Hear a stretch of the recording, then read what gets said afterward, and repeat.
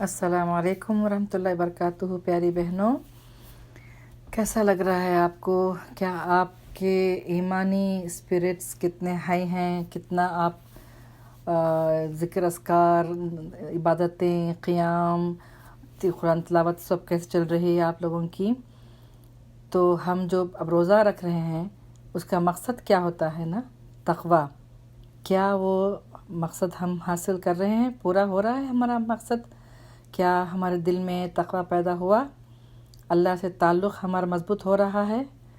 जो हमने टारगेट रखा था, जो हमारा मकसद था, जो हमारा एम था, उसको चेक करते रहिए। क्या कुछ इम्प्रूवमेंट हुआ या नहीं? क्योंकि अगर रमज़ान में इम्प्रूवमेंट नहीं हुई और हम वहीं के वहीं हैं तो बस नाम के रोज़े हमने रखे, तो इसका मतलब ये हुआ कि ये फ़ायदा नहीं देगा हमको। हमने उससे फ़ायदा नहीं उठाया जिसके लिए अल्लाह ने रोज़ा रखने का हुक्म दिया था। क्या था रोज़े का मकसद? क्या था? मुत्तक़ी बनना। तो अगर हम मुत्तक़ी नहीं बन सके, अगर दिल के अंदर थोड़ा सा भी खुदा खौफी का एहसास पैदा नहीं हुआ, ये डर पैदा नहीं हुआ कि अल्लाह मुझे देख रहा है, और गुनाहों से हमें कॉन्शियसनेस पैदा नहीं हुई, तो रोज़े की स्पिरिट वो पाई ही नहीं, हमको मिली ही नहीं। तो इसलिए स्ट्राइव हार्ड, बहुत कोशिश करें, अल्लाह के साथ ताल्लुक़ जोड़ें और तक़वा हासिल करने की भरपूर कोशिश करें। तो आज का जो हमारा सेशन होगा वो होगा असर पर। तो आप क्या करेंगे? अगर आपने ज़ोहर के बाद थोड़ा सा आराम किया है तो आप उठें, मिसवाक करें। मिसवाक करना भी सुन्नत है, तो उस पर अमल कीजिए और असर के लिए तैयारी करें, वज़ू करें। फिर जो मसनून सूरतें थी, जो मैंने चार्ट दिया था ज़ोहर की नमाज के लिए, वही मसनून चार्ट अब असर की नमाज के लिए भी आप यूज़ कर सकते हैं।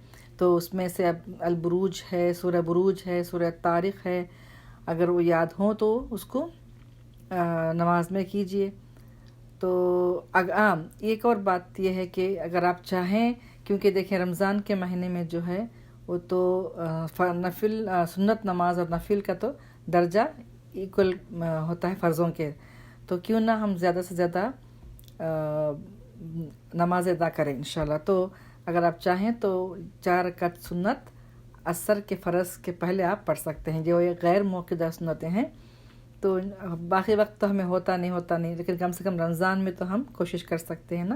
तो कोशिश कीजिए आप 4 रकात सुन्नतें पढ़ने के लिए, फिर आप 4 रकात फ़र्ज़ पढ़ें, और असर के बाद, फ़र्ज़ के बाद कोई नफिल नहीं पढ़ना चाहिए। तो उसके बाद आप ज़्यादा से ज़्यादा ज़िक्र अस्कार करें। नमाज के बाद, फ़र्ज़ नमाज के बाद आप अस्कार करें, जो सुबह शाम के अस्कार हैं। वैया का नस्तईन उसमें ऐप में होगा, तो वहाँ से आप सुबह शाम के अस्कार करें। फिर कुरान की तिलावत करें। उसके बाद जो है वो कुरानिक एंड मसनून जो दुआ है उस ऐप में से कुछ और दुआएं कीजिए। चंद दुआएं आपने ज़ोहर के वक्त की थी, मे बी लाइक 1 to 30 या 25, जितना भी आपने किया, आप नेक्स्ट बैच कीजिए 25 to 50 कर लें, जैसे आपकी सहूलत है।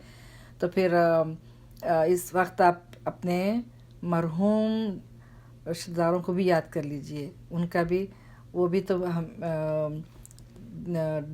दे आर वेटिंग फॉर आवर दुआज़ ना, तो उनके लिए भी दुआ करें, उनके लिए मग़फ़िरत की दुआ कीजिए।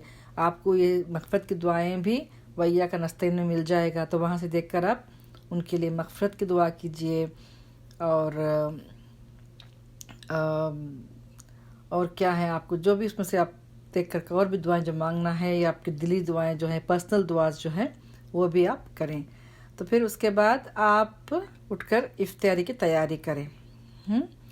जब इफ्तियारी की आप तैयारी करते रहेंगे तो उस वक्त भी आप अपनी ज़ुबान को चुप ना रखें, ला इलाहा इल्लल्लाह पढ़ें, कोई भी ज़िक्र अस्कार करते हुए आप इफ्तियारी की तैयारी कीजिए। और मगरिब के आधा घंटे पहले सारा काम तमाम ख़त्म करके आप फिनिश कर दें। और क्योंकि ये अब जो वक्त है, आधा घंटा जो आप मगरिब तक है, वो बहुत ही इम्पोर्टेंट वक्त होता है दुआओं के लिए।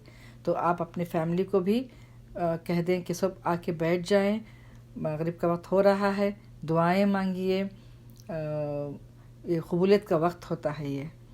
تو جی بس اور کچھ نہیں اس وقت تک کے لیے.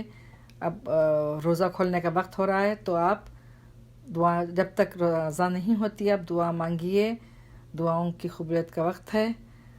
پھر اب نیکسٹ کل سیشن ہم کریں گے مغرب کے نماز کا. تو یہاں تک میں آپ سے اجازت لیتی ہوں. السلام علیکم ورحمۃ اللہ وبرکاتہ. جزاکم اللہ خیرا کثیرا. آمین.